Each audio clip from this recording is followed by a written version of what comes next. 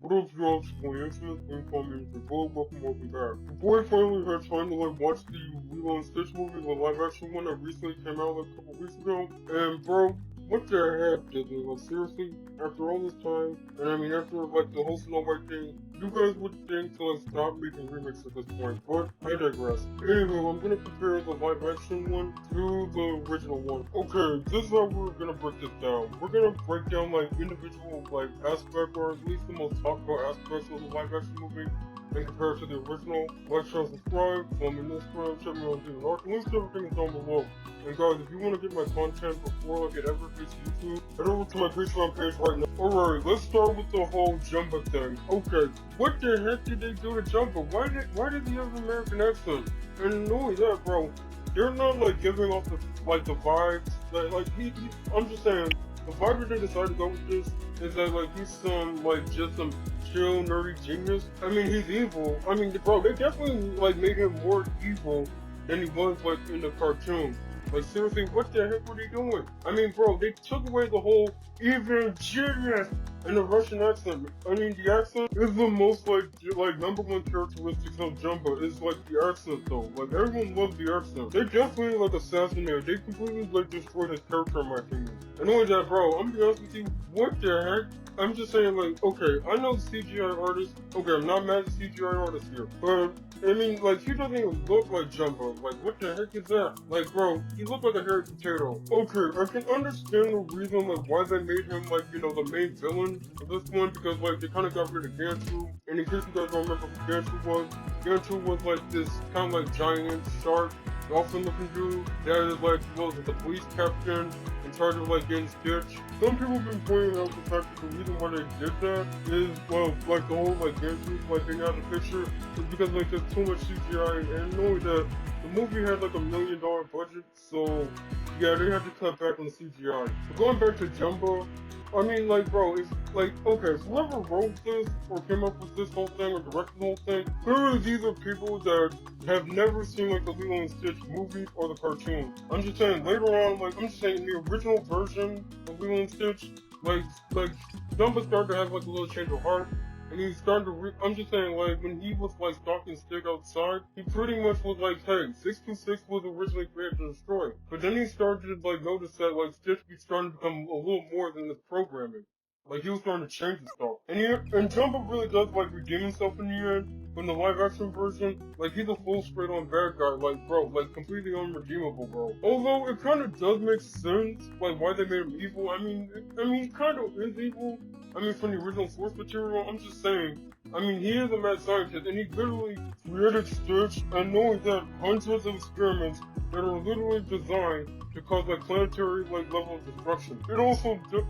It does make sense on, why he's, the villain in this one. Okay, Twinkie not wearing a dress, or, Jumbo and, Twinkie, being undercover, wearing fake human disguises. Okay, honestly, though, that makes sense, why, they kind of, switched to, clone human avatars. It makes sense. I mean, hello, the budget was not that good. Also, seriously, the Galactic Federation probably do have, way better advanced technology, though. So, I mean, that makes sense. I know that's part of the plot anyway. Honestly, though, everybody was, mad, Twinkie was not in his dress. I was kind of mad though. I mean, okay, no disrespect to the actor. The guy that played Sleepy is Billy Magnuson. Okay, maybe sure. Okay, I mean, sorry if I didn't pronounce the last name right. I'm just saying, the actor did a really good job playing Sleepy. I'm just saying, everything about his performance as Sleepy definitely is spot on, to his character in the original version. I mean, when he first shows up, he kind of shows up in a cowboy hat and him wearing some sort of corporal army uniform, and he is so eager to go to Earth. Honestly though, Sleepy was super scared and less not even interested in Earth until he started coming over there and started wearing wigs and dresses and wearing cool costumes. Sleepy wearing a dress was one of the most core parts of his character. He kind of dressing up. I guess in this version they had to get rid of that because, well, I mean, look at our climate right now politically wise. It looks like Disney decided to be a little more conservative on this one, so yeah.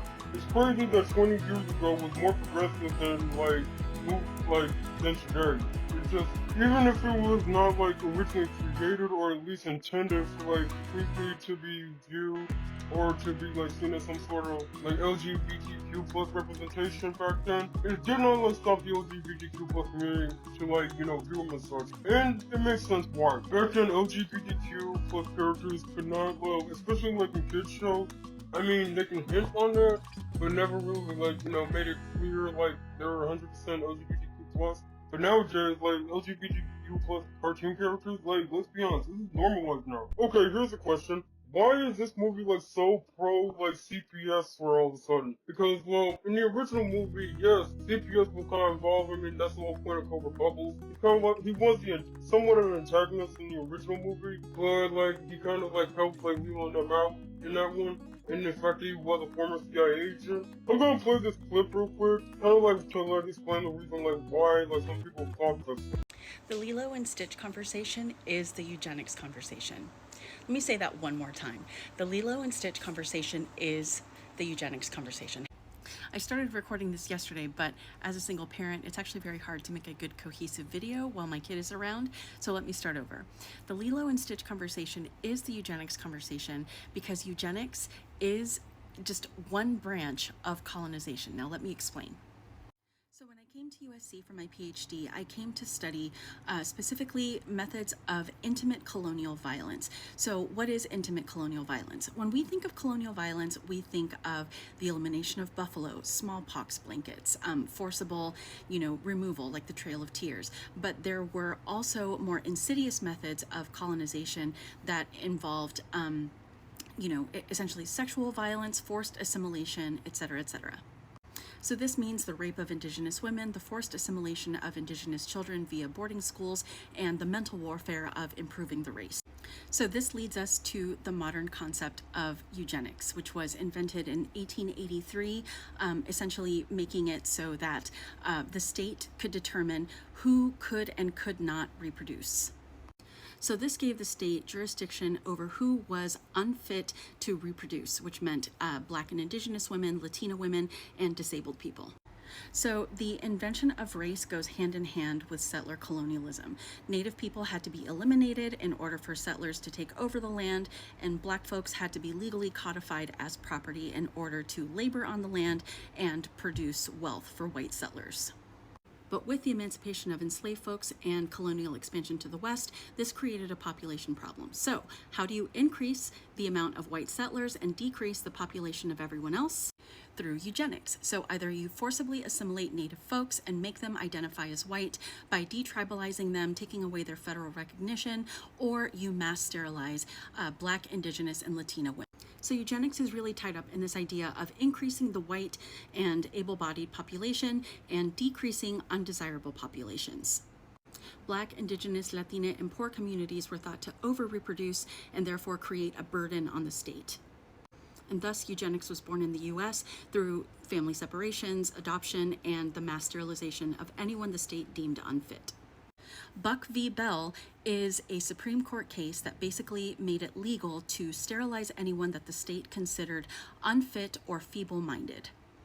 But the case that this is based on, Carrie Buck, she was actually not feeble-minded. She was of average intelligence, a B student. She was just poor, and she was... Buck v. Bell was decided in 1927, so from 1927 to 1978, Black, Indigenous, Latina, and disabled people were disproportionately affected by eugenics. Then in 1978, two communities fight back. One is through Madrigal versus Quilligan, a lawsuit brought against USC Medical for forcibly sterilizing Mexican women, and ICWA, or the Indian Child Welfare Act. So where does CPS come in? If that child is not living on tribal land, their tribe is not federally recognized, or one or both of their parents are not federally recognized, then CPS has jurisdiction to come in and determine whether that child is living in a safe environment, put them up for adoption, or put them into the foster care system, after which they can no longer legally identify as Indigenous. And so this is how CPS separates children from their families in marginalized communities. And the project of eugenics and colonization continues. So instead of Indian boarding schools, now we have CPS separating Indigenous families, and mass sterilization continues in migrant detention centers. And so this is where we get into Native Hawaiian children. So similar to La Operación, or the operation in Puerto Rico, which was the mass sterilization of Puerto Rican women in Puerto Rico, another island territory of the United States, Native Hawaiians are also facing family separation and eugenics measures to reduce their population. Hawaii is prime real estate for hotels, tourist attractions, and tech bro settlers like Mark Zuckerberg. And ever since the Kingdom of Hawaii was overthrown in 1893, I believe, the native peoples are not federally recognized or seen as sovereign. So the colonization of Hawaii is happening through land loss, economic disenfranchisement, family separation, and displacement to the mainland, which is what happens to Nani. And so here's how it connects with eugenics. Essentially, the argument of, Nani keeping custody of Lilo is that she is too poor and too young and not supported well enough in order to take care of this child. And this gives the state power to determine whether Nani can take care of Lilo or not. But they're all they have left, not only of their family, but of, connection to their indigenous community. And that is part of what Nani is desperately trying to hold on to. But the state and anyone looking from the outside in just sees a struggling indigenous teenager who is not doing a great job of taking care of her little sister. And that is part of this larger eugenics project, which is assimilation to what family structure should look like, what child care should look like, what, a culture should look like. Standards of whiteness, essentially. Which is why we're introduced to the word ohana to begin with. It is another word for family. It is the indigenous word for family. It is a different definition and a different scope of family. Also, Nani being displaced to UC San Diego to study marine biology instead of staying in Hawaii to learn from an indigenous professor and learn indigenous knowledges and pathways is not accidental, considering also that San Diego is the site of naval bases and a large military population. So that moment when Lilo says, "Wow, you're really smart, you should join the Marines," and she's corrected, to marine biology, that's not accidental. Also, add on to the fact that the original has been read by many indigenous scholars as a kind of allegory for the annexation of Hawaii, plus the shift in setting, right? So the original showed Nani and Lilo interacting with a lot of indigenous communities that serve tourists, and in the remake, it's shifted to a Disney resort, essentially. That's not accidental. So yes, the Lilo&Stitch remake is anti-indigenous eugenics propaganda for the Trump era. You've been warned. Well, guys, she told no lies. I mean, she got a valid point. And given the fact that, like, in this country, and knowing that not just in this country, I would say every single country that has ever been colonized by, like, any European nation, they have, like, experienced the exact same thing.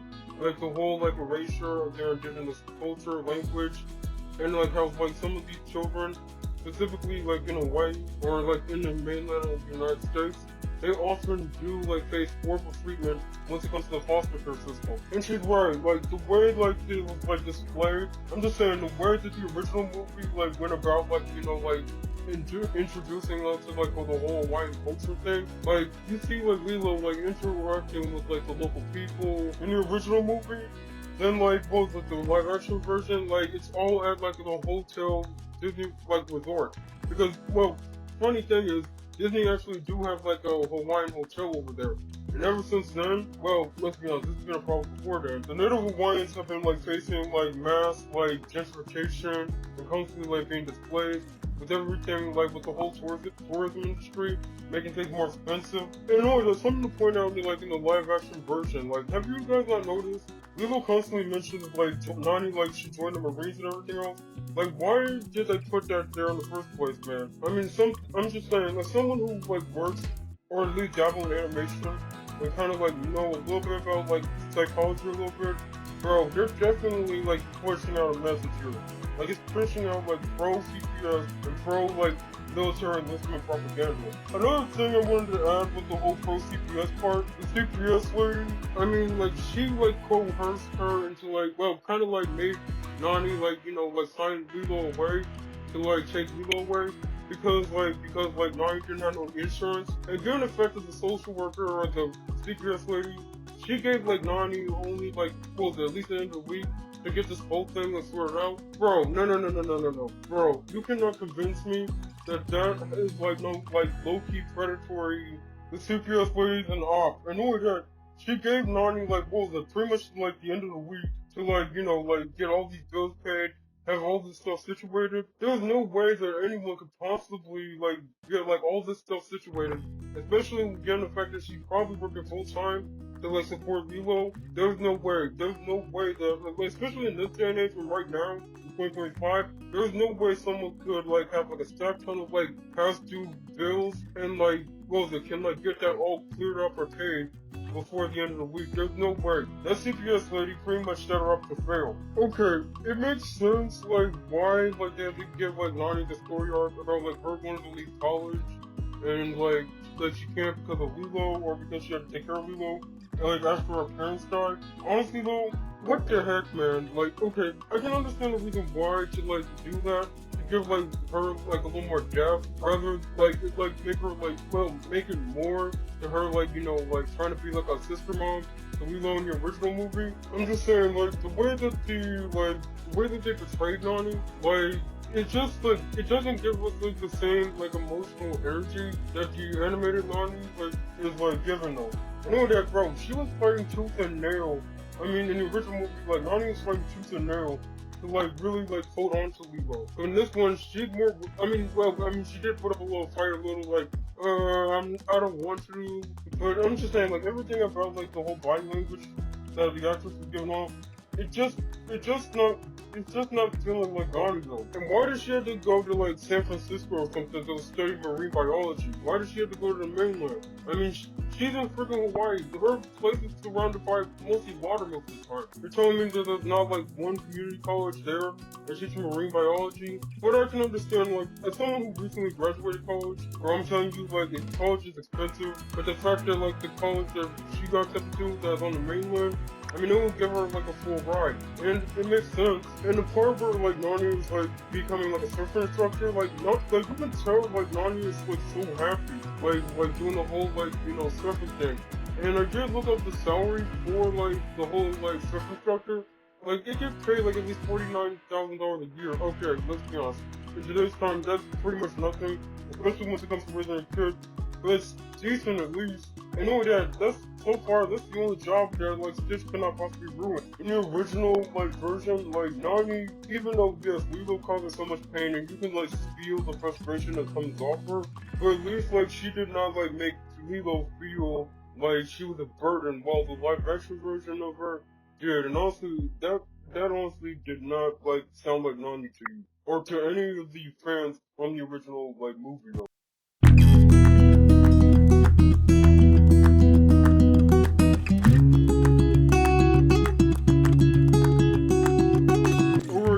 That was my honest opinion about the live-action Lilo&Stitch movie. Honestly though, I feel like this is mostly a mid-movie, and to be honest with you guys, I mean, like, seriously, like, Disney, like, after the whole flop, after Snow White, and all the other ones, you guys really need to think about stopping that. But, let's be honest, Disney was talking about, they're not gonna stop the live-action remakes. Make sure to subscribe, follow me on Instagram, check me out here on art. Links to everything is down below. And guys, if you guys wanna like check out like my videos, if you guys wanna access to my videos before they can ever get to YouTube, head over to my Facebook page. Links to everything is down below. And for blood, out.